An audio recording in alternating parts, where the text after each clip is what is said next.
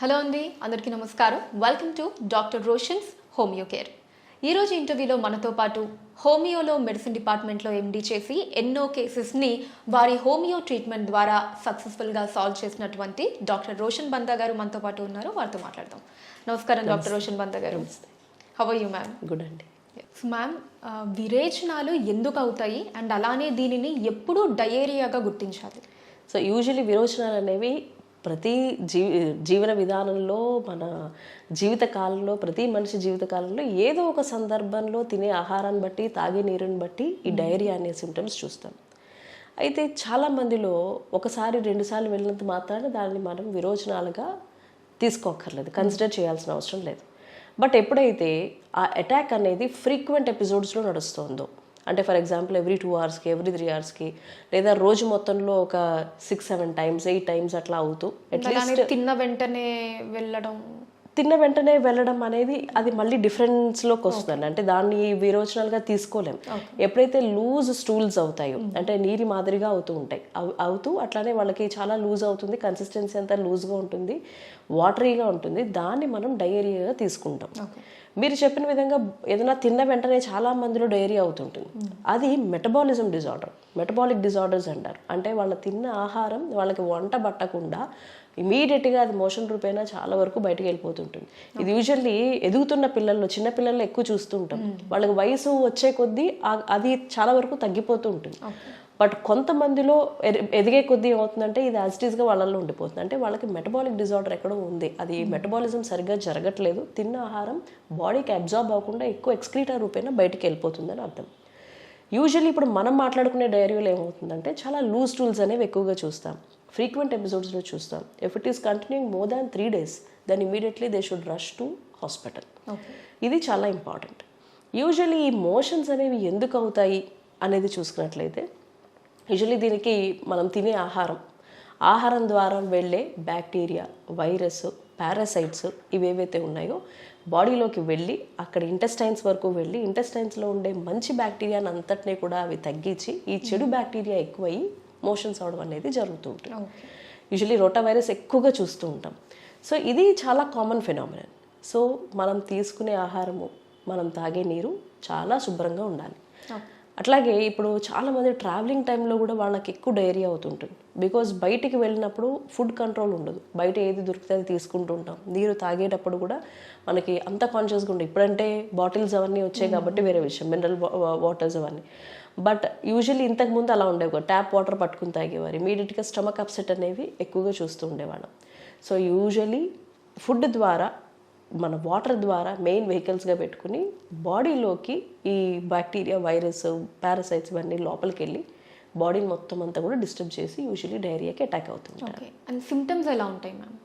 Usually diarrhoea అవుతున్నప్పుడు కడుపు విపరీతంగా క్రాంపింగ్ టైప్ ఆఫ్ పెయిన్ అంటాం, అంటే మెలిదిప్పినట్టు ఉంటుంది పొట్ట.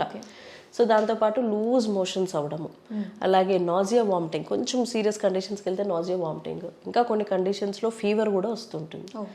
అయితే ఈ తీవ్రత అనేది ఒక్కొక్కళ్ళు ఒక రకంగా ఉంటుంది. నార్మల్ డయేరియా అవ్వడం వేరు, కొంతమందిలో వాళ్ళ కదలికకు కూడా మోషన్స్ అయ్యే అవకాశం కూడా ఉంటుంది. అంత టాక్సిన్స్ రిలీజ్ అయినప్పుడు బాడీలో బ్యాక్టీరియల్ ద్వారా రిలీజ్ అయ్యే టాక్సిన్స్ ఏవైతే ఉంటాయో వైరస్ ద్వారా, సో ఆ టాక్సిన్స్ ఏం చేస్తాయంటే బాడీని మొత్తం కూడా కుదిపేస్తాయి అన్నమాట. సో వాళ్ళు ఏ మాత్రం కదిలినా కూడా ఆ కదలికకు కూడా పెరిస్టాల్సిస్ అనేది ఎక్కువ జరిగి వాళ్ళకి మోషన్స్ అయిపోతూ ఉంటాయి. దీంతోపాటు అబ్డామినల్ క్రాంప్స్ ఉంటాయి, ఫీవర్ వస్తూ ఉంటుంది, నాజియా, వామిటింగ్ ఉంటుంది, ఒక్కొక్కసారి డీహైడ్రేట్ అయిపోతుంది. చాలా ఇంపార్టెంట్ సిమ్టమ్ ఏంటంటే బాడీలోంచి నీరు శాతం అంతా కూడా బాడీలోంచి బయటికి వెళ్ళిపోతూ ఉంటుంది. ఎప్పుడైతే బాడీ డీహైడ్రేట్ అవుతూ ఉంటుందో స్కిన్ అంతా కూడా డ్రై అయిపోతూ ఉంటుంది. అలాగే విపరీతమైన దాహం ఉంటుంది. కొన్ని కండిషన్స్లో మొహం కూడా చాలా చిక్కిపోయినట్టు అయిపోతుంది, సంకన్ ఫేజ్ అంటాం. అలాగే అబ్డామిన్ కూడా లోపలికి వెళ్ళిపోతూ ఉంటుంది. ఇది యూజువల్లీ పెద్దవాళ్ళలో చూసే కండిషన్. అట్లానే చిన్నపిల్లల్లో కూడా డయేరియా మనం తరచుగా చూస్తుంటాం. వాళ్ళకి యూజువల్లీ లాక్టోజ్ ఇంటాలరెన్స్ వల్ల వస్తూ ఉంటుంది, అంటే పాలు అరగనప్పుడు ఎక్కువగా పిల్లల్లో అదే సమస్యగా చూస్తుంటాం. పళ్ళు వచ్చేటప్పుడు డయేరియా అవుతూ ఉంటుంది. ఇలాంటి కండిషన్స్లో వాళ్ళకి డయేరియా అయినప్పుడు మనం అబ్జర్వ్ చేసుకోవాల్సింది ఏంటంటే వాళ్ళ డైపర్ని మనం చెక్ చేసుకుంటూ ఉండాలి. ఎంత ఫ్రీక్వెంట్గా వాళ్ళకి మోషన్స్ అవుతున్నాయి, వాళ్ళ బాడీ డీహైడ్రేట్ అయిపోతుందా, ఆ టైంలో మనం తీసుకోవాల్సిన జాగ్రత్తలు ఎలా చేస్తూ ఉండాలి. అట్లాగే వాళ్ళకి ఇమీడియట్ మెడిసిన్స్, వాళ్ళకైతే మనం 3 days వరకు ఆగే పరిస్థితి ఉండదు. ఒక రోజు చూడడం, 1 day తర్వాత కూడా కంటిన్యూ అయితే ఇమీడియట్గా హాస్పిటల్కి తీసుకెళ్ళి, అదే పెద్దవాళ్ళు అయితే 3 days వరకు కూడా మనం వెయిట్ చేసి దెన్ హాస్పిటల్కి తీసుకెళ్లాల్సి ఉంటుంది. ఓకే. అండ్ అలానే దీనికి తీసుకోవాల్సిన జాగ్రత్తలు అండ్ ఇందాక మీరు చెప్పినట్టు ఫర్ 3 days అయితే డాక్టర్ని కన్సల్ట్ చేయాలంటారు. ఓకే. పెద్దవాళ్ళలో 3 days వరకు మనం వెయిట్ చేసి చూడొచ్చు. యూజువల్లీ ఒక రకంగా డైరీ అవ్వడం కూడా చాలా మంచిది. మనం దాన్ని యూజువల్లీ ఇది వరకు ఏం చేసేవారంటే ప్రతి 6 నెలలకు ఒకసారి ఆముదం తాగించేవారు. దానివల్ల పొట్టంతా కూడా క్లియర్ అయ్యి మోషన్స్ ద్వారా బయటికి పోతూ ఉండేది. సో అది ఒక డీటాక్సిఫైయింగ్ ప్రొసీజర్లా చేస్తూ ఉండేవారు. బట్ అది పోను ఆ ప్రాక్టీస్ అనేది మానేశారు. బికాస్ దానివల్ల కూడా రకరకాల ఎఫెక్ట్స్ వస్తున్నాయి, అంత స్వచ్ఛమైన ఆముదం దొరకట్లేదు అనే ఒక ఇదితో. బట్ ఇప్పుడు కండిషన్స్లో కూడా మనం 3 days ఎందుకు చెప్పామంటే యూజువల్లీ మన కండిషన్స్ కూడా తెలుస్తాయి మనకి. ఓకే, మనం తట్టుకోగలుగుతున్నాము, తట్టుకోలేకపోతున్నాం, బాడీ బాగా డీహైడ్రేట్ అవుతుంది, లేదు పర్వాలేదు కొంచెం కంట్రోల్ అవుతుంది, మళ్ళీ అవుతుంది. యూజువల్లీ ఈ డయేరియా వల్ల ఏమవుతుందంటే బాడీలో ప్రొడ్యూస్ అయ్యే ఆ టాక్సిన్స్ ఏవైతే ఉన్నాయో అవన్నీ కూడా బయటికి పోతూ ఉంటాయి. బాడీ అంతా కూడా క్లెన్సిఫై అవుతూ ఉంటుంది. లోపల ఏదైనా ఉన్న ఒక లోపల ఎంతో కాలంగా ఉన్న డర్ట్ చెత్త అంతా కూడా బయటకు ఎక్స్క్రీట్ అవుతూ పోతూ ఉంటుంది.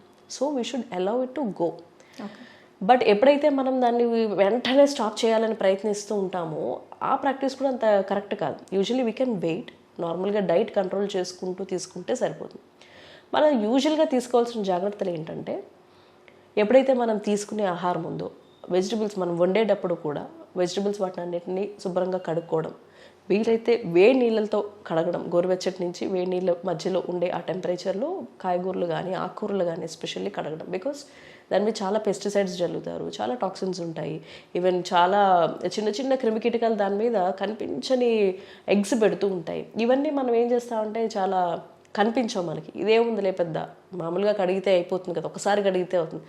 యూజువల్లీ ఈ ప్రాక్టీస్ అనేది చాలా ఇంపార్టెంట్గా మనం ఇన్కల్కేట్ చేసుకోవాలి.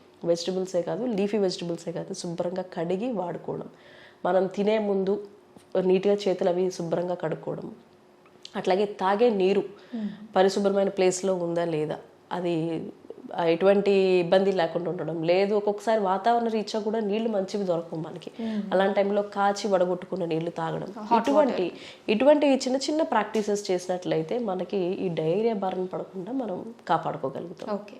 అండ్ హోమియోలో ఎటువంటి మందులు దీనికి ఉన్నాయి మ్యామ్? యూజువలీ డయేరియాకి చాలా వండర్ఫుల్ మెడిసిన్స్ ఉన్నాయండి. అంటే ఇప్పుడు కొన్నిసార్లు ఎలాంటి పరిస్థితి అంటే మీరు సెలైన్స్ ఎక్కించుకున్నా కూడా మీకు తగ్గని పరిస్థితి కూడా ఉంటుంది. అలాంటి కండిషన్లోంచి కూడా ఈ చెప్పే మందు బయటపడేస్తుంది. ఇప్పుడు నేను ఇందాక చెప్పినట్లు వాళ్ళు అట్లీస్ట్ హెడ్ ఇలా తిప్పినా కూడా వాళ్ళకి డయేరియా అయిపోతుంటుంది. అలాంటి కండిషన్స్ కూడా చూసిన టైంలో సెలైన్లు పెట్టినా కూడా ఎటువంటి రిలీఫ్ లేని కండిషన్స్లో ఎలోస్ అనే మందు, ఎలోసాక్రిటిన్ అంటాం, అది 200 పొటెన్సీలో తీసుకోవాల్సి ఉంటుంది. 5 days కోర్స్ కింద వాడాల్సి ఉంటుంది. ఫస్ట్ డే పాటు ఎవ్రీ 2 hours 5 pills వేసుకోవాలి. Remaining 4 days, second, third, fourth, fifth, ఈ 4 days కూడా morning 5 pills, afternoon 5 pills, night 5 pills తీసుకోవాల్సి ఉంటుంది. ఇట్లా 5 days కోర్స్ కంప్లీట్ చేసినట్లయితే వాళ్ళకి ఇమీడియట్ రిలీఫ్ ఉంటుంది, మళ్ళీ రాకుండా ఉంటాయి, బాడీలో ఎటువంటి టాక్సిన్స్ లేకుండా మొత్తం అంతా కూడా క్లియర్ అయిపోతుంది. Okay ma'am, thank you so much.